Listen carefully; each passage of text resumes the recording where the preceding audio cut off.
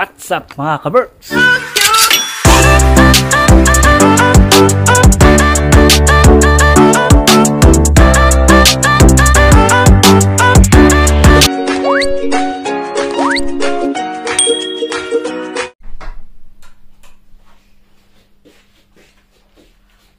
Good morning mga kaberks! Isang malamig na araw.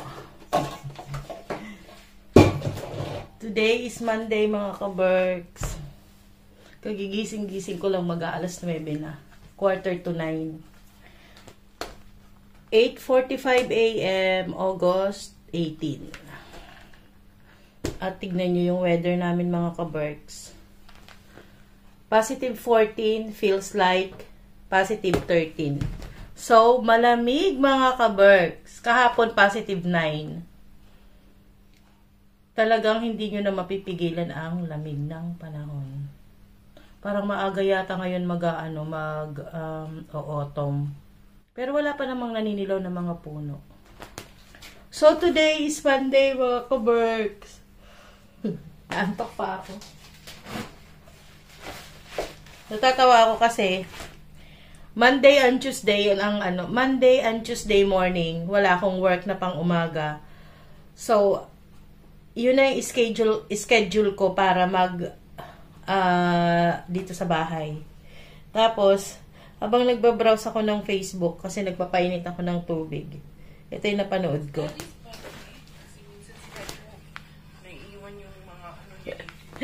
Si Bella ay naglalaba. Araw ng labada ko ngayon mga kaberks. Natawa ako habang pinapanood ko to. Nagugutom ako mga kaberks. Late na yung gising ko. Hindi ko na malayang umalis si Kero kaninang umaga. Kasi kahapon Sunday, nagluto kami. Kasi dapat Sunday kahapon, dapat sasama kami doon sa pinsan ni Kero na pupunta ng tabing dagat. Kaya lang hindi natuloy dahil maginaw nga kahapon, so kinancel yung lakad. Instead na lumabas kami at maggala, ginawa namin, nag-cheat day kami.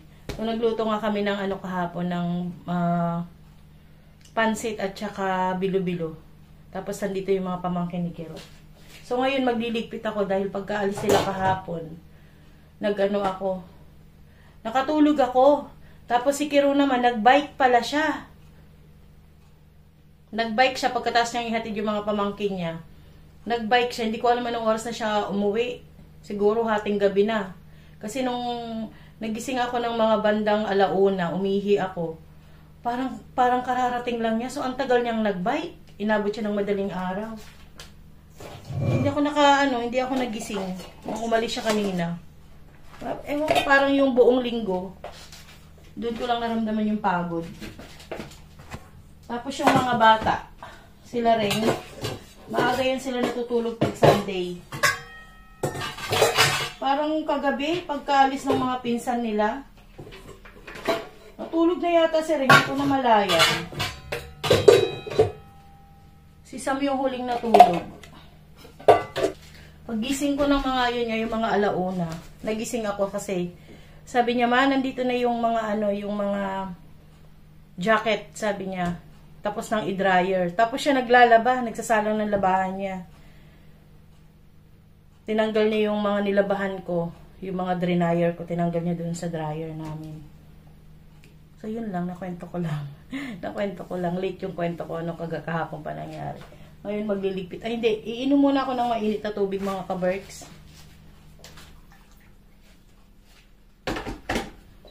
Ito ang routine namin everyday ni Kero, bago kami pumasok. Pagkagising namin, inom kami ng maligamgam na tubig.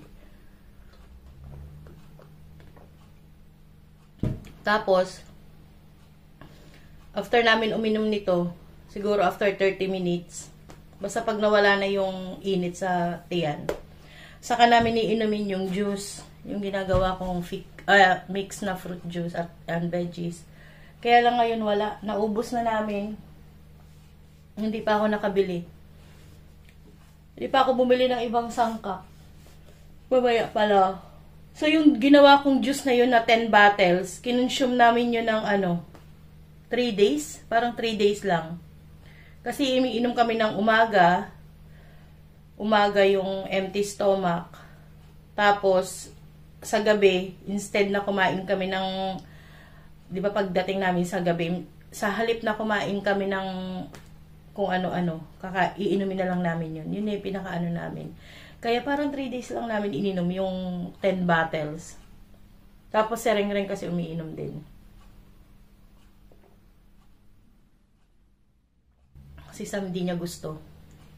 Dahil nga may kasamang celery at saka ginger, hindi niya gusto. Pero kung fruits lang, gusto niya yon. Kaya ginagawa ko, lagi akong may stock dito na prutas. Kahit na anong prutas mga kaberks. Kasi si Sam hindi pala kain ng kanin. Prutas lagi ang binabanatan niya. Hindi na ako namimili ng chichirya matagal na mga kaberks. Bibili man ako ng chichirya paminsan-minsan kapag alam ko may bisitang parating. Para yung pinaka-pika-pika lang dito sa bahay. Kung ano-ano lang makukut-kut ba. Ngayon magliligpit ako ng mga kalat sa lababo. Yung nakatulugan namin kagabi, hindi na rin naligpit yung yung pinaglutuan ko ng pansit at saka bilo-bilo. Binabad na lang. Tsaka yung mga bote namin, yun, bote ng juice, yun ang liligpitin ko ngayon. Salang ko lang sa dishwasher itong mga hugasin.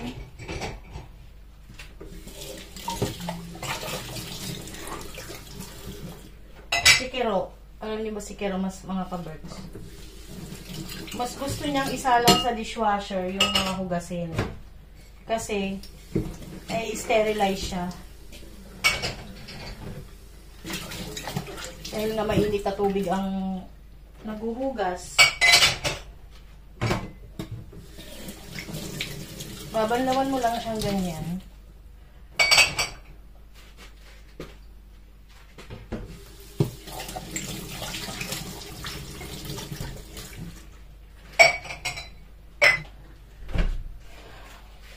So, ito yung mga bote nga pala mga kaberks. Ayan.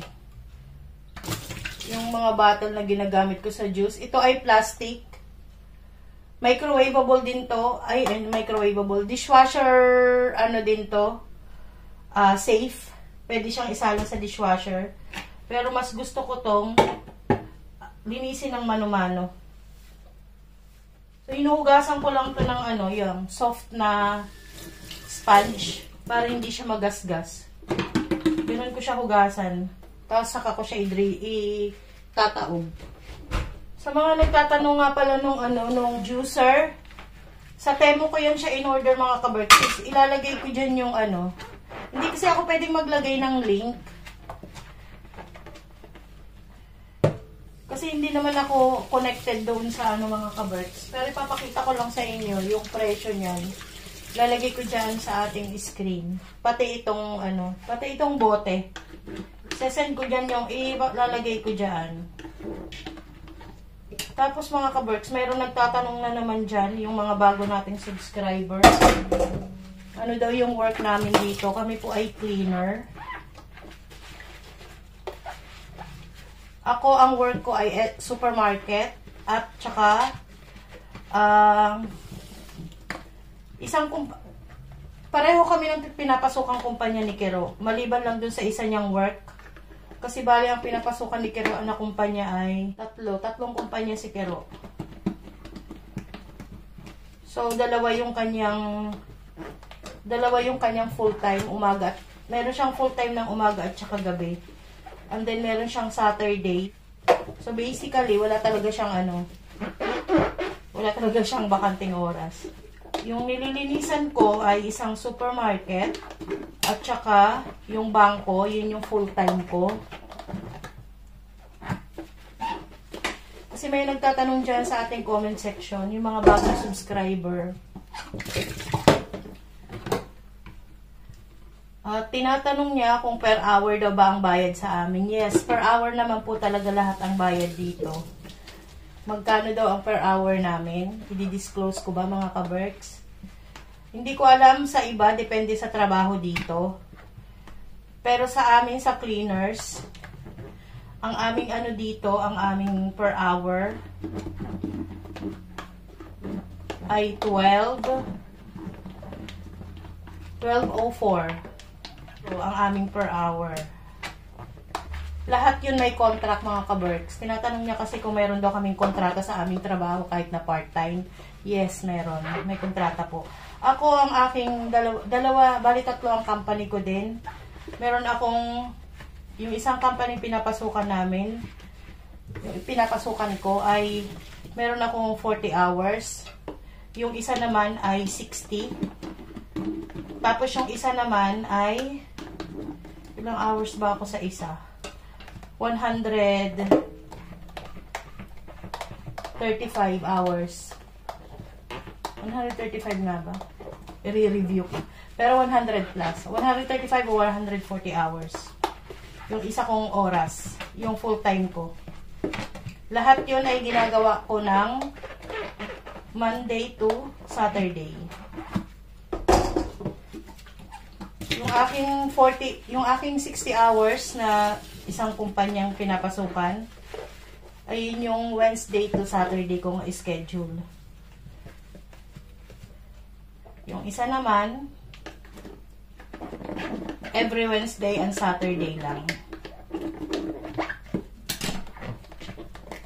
At saka yung aming home cleaning ni Kero. Kasama yun.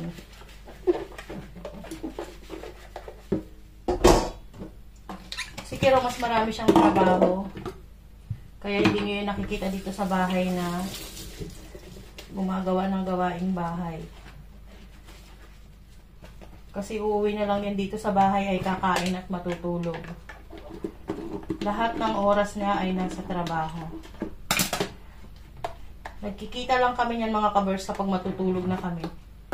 At saka yung kakain ng tanghali, yun lang. Tapos mayroon pang nagtanong dyan, nagkukommute lang daw ba ako? Yes, nagkukommute lang ako. Gagawin sa akin ni Kero kapag kapareho kami ng way niya at saka way ko na dadaanan ng work ko. Idra-drop niya ako lagi sa idra-drop lang niya ako sa metro station. Ganun lagi ang aming ginagawa. Idra-drop lang niya ako sa metro station. Tapos magme-metro na ako and then bus. Nagbiyabiyahe ako from dito sa bahay hanggang doon sa Campi, sa city. 22 minutes, mga ka-Berks. 22 minutes to 30 minutes. Araw-araw yan. Tapos, hindi pa kasama yung takbo lang yun yung takbo lang ng metro and then the bus. Hindi pa kasama yung waiting time ko at saka yung oras ng pag-alis ko dito sa bahay. So, araw-araw is 1 hour. Ayun yung papunta ng city lang yun. So, umaalis ako dito sa bahay ng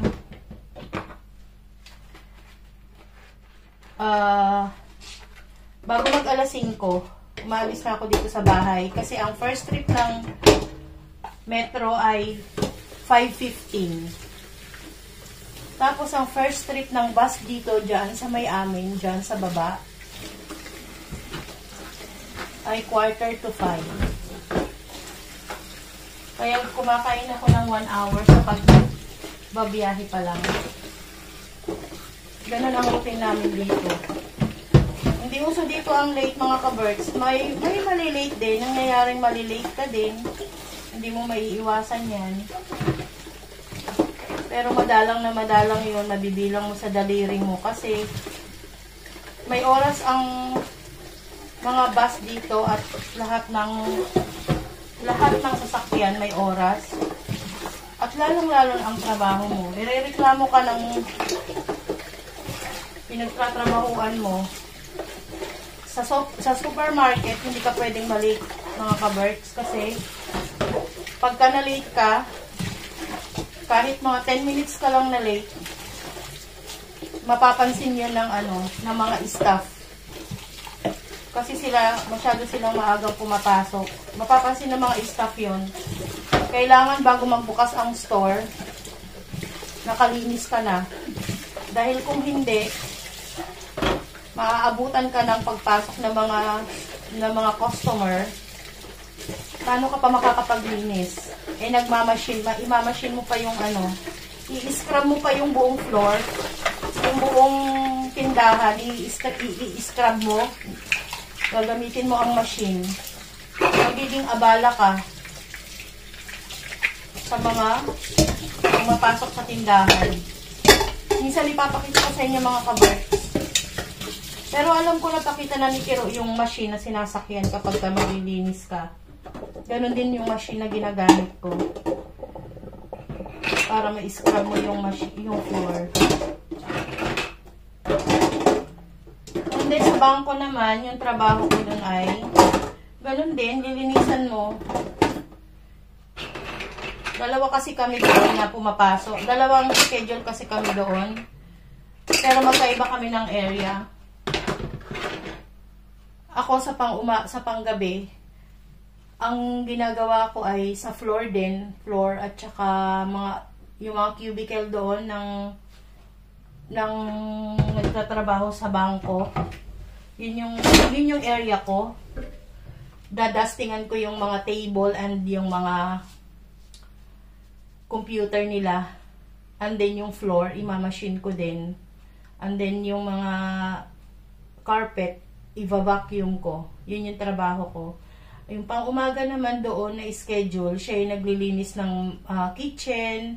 Kasi dito mga kaberks, yung mga ano dito, yung mga office dito, bawat floor, may mga kitchen sila at saka kitchen at saka pantry, meron sila. And then yung mga toilet, maraming toilet. So yun yung trabaho ng morning schedule. Ako sa gabi yung mga office, yung mismong sa loob ng bangko ako. Kunento ko lang kasi meron nagtatanong dyan, ano daw yung ano ng trabaho ko. At ano pa ba? Gusto kong sagutin yung ibang mga ano dyan, question dyan. Nababasa namin yung mga comments yung mga kaberks. Hindi lang kami nagre-reply kasi minsan walang time mag-reply ba? Kaya pasensya na kayo. Wait lang, may tumatawag mga kaberks. Tumawag sila yung mga kaberks. Wala daw pala silang pasok ngayon. Hindi nyo napansin. Wala silang pasok. Sila rin mga kaberks sa school ay actual sila. Actual ang pasok nila sa actual yung mga ginagawa nila sa school. Kasi ang course ni Reng ay culinary, mga kaberks. Kaya bawal siyang mag-absent. Dahil pag nag-absent siya, hindi siya makaka-catch up sa school nila. Dahil lahat ng ginagawa nila ay actual silang nagluluto.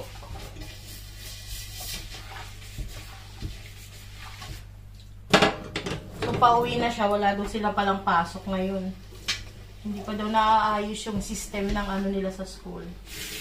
Ano pa ba yung mga katanungan nyo dyan mga kaberks? Ay, meron pang nagtanong, siguro bagong subscriber din.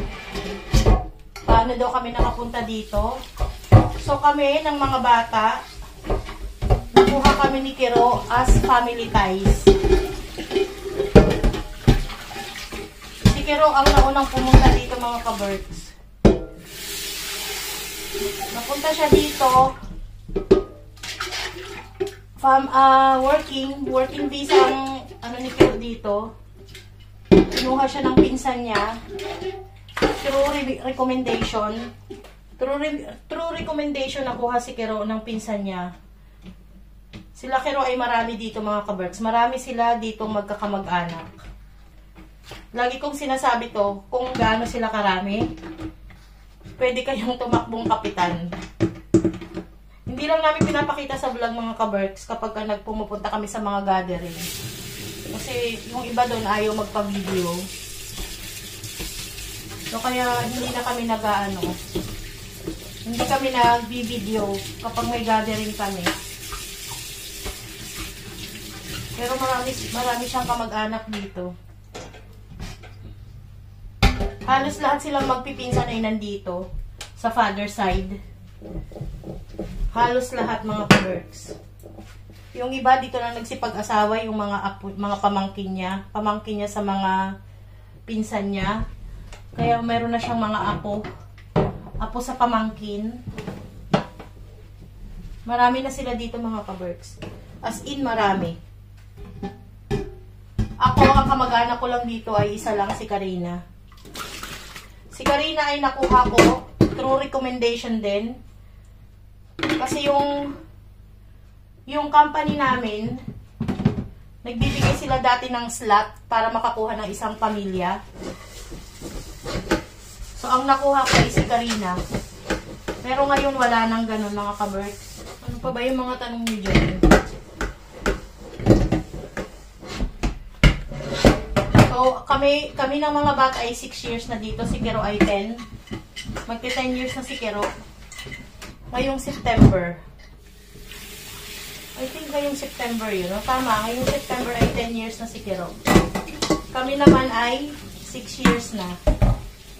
Diba? Parang kailan lang mga ka-works. Yung mga dati naming subscriber dyan. Napunta kami dito. Si Sam ay 7 years old. Ngayon 13 na si Sam, mag-14 na siya. Si Reng naman dun ay 14 years old. 21 na si Reng ngayon. Magto-22 na si Reng.